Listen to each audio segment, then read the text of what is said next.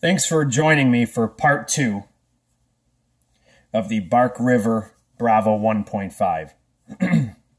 I can't really say enough good things about this knife. Its A2 has been, wonderful. Wonderful to use. I hear a lot of people say that, convex grinds are too hard for them to sharpen or they're harder to sharpen. And, that can be very misleading. I think what really is the issue is that it's a little bit higher learning curve to sharpen the convex. Okay, meaning it's going to take you a little while longer to learn it. But it is worth your while to do that. Trust me, it is worth your while to do that.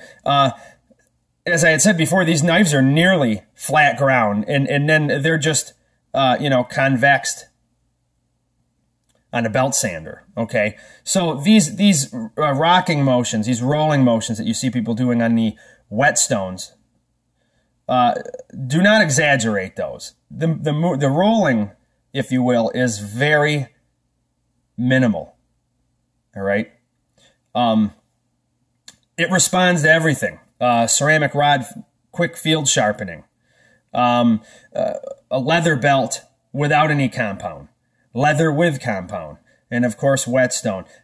Everything you can think of, this knife has, comes right back on fast. And you probably can't tell, but when I had received this knife, there was some discrepancy here between the grind, where this saber grind came into this here. The Coca-Cola scales have been marvelous. There's no shifting at all. And, the change in the seasons, where you get the dry weather, the humid weather, out of any of my knives' wooden handles, this one swells and contracts the least.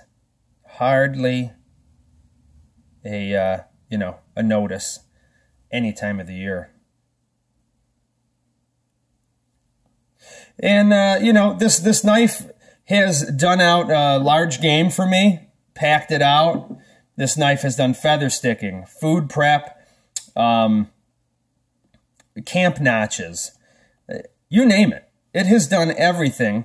It has performed in every type of weather condition, from sub-zero to 95 degrees and high humidity to 40 degrees and, driving rain. It has done it all, and done it all well. Usually you'll find with knives, when you start getting this size into these heavy bush knives like this, usually you start to find that the knives don't perform well in many of the smaller tasks. And a lot of that is this wide blade profile. And you'll see this is not a wide blade profile. We'll compare it to something that is in its class. This is the SE6HM, which I haven't reviewed yet. I don't feel I've had it long enough. It should be coming up on a year here down the road soon that I'll have owned this. So I'm going to give it another year or two before I really try to form an opinion and bring it to you. But you'll notice how wide this is.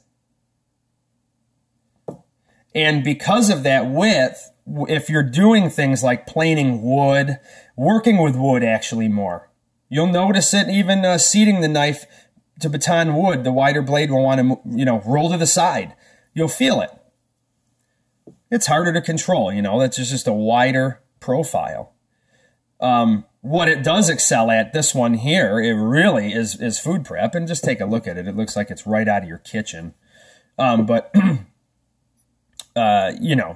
enough with that knife. But you had noticed that this is obviously much narrower in profile. And we'll bring this SE6 back into the picture one more time so we can give a nice comparison to 3/16 right here. And actually, I don't want to get into this now. The knife really isn't 3/16 because it's milled down. It's actually more like 5/32 here. So I correct myself, and I will, when I do a review, mention that in here.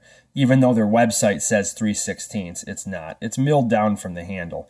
But anyways, there's your classic woodlore thickness, basically.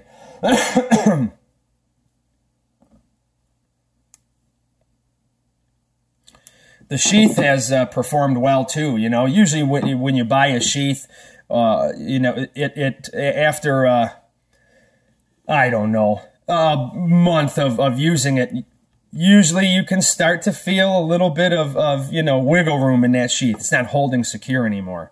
That is not the case with this. Is not the case with this. It will friction hold it upside down shaking. It's not the case with it.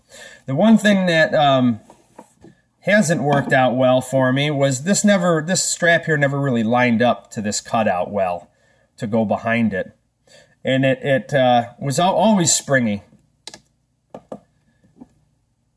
And when resheathing it, many times it'll get hung up just like that, right on that strap.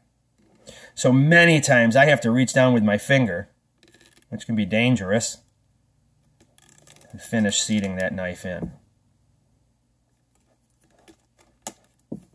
I don't use the for the, you know, the ferro rod holder there. If anything, if it's on me, it's in my pocket, but 99% of the time it's you know, in the haversack. This closure has been nice as well. Everything on this sheath has held up fantastic. I've treated the leather, and it's performed well. It had beautiful patina. It really matches that knife nicely. A myriad of different configurations in which you can lash this, strap this, carry it. I've done the Dundee rig with this, where, you know, it goes on your back, point up, 2 pieces of cordage, or 1 piece of cordage around here, through, down to the belt, and you know, your front, and then belt loop through the back, belt through the back, belt on your back through this loop. And it's great. The one thing is, you know, with that friction fit comes, you know, a very narrow opening. So it is rather difficult to resheathe this on your back. You get real close to maybe a kidney. So the benefit, obviously, with that is it holds the knife nicely. And most of the time, it's on a belt or on a pack anyways.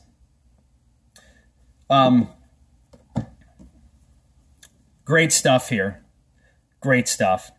I highly recommend this knife. I've thought about getting another one because you know how that goes. If you really like something a lot, they seem to discontinue it. This knife has been an extreme pleasure. And as I stated, it sort of reminds me of like a smaller Ontario SP51. So if any of you have that knife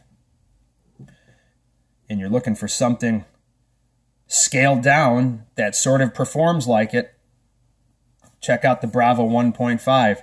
Hey, look at that. Look at that.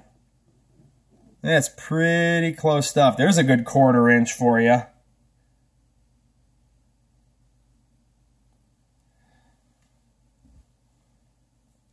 That slightly longer blade does throw that weight forward just a little bit.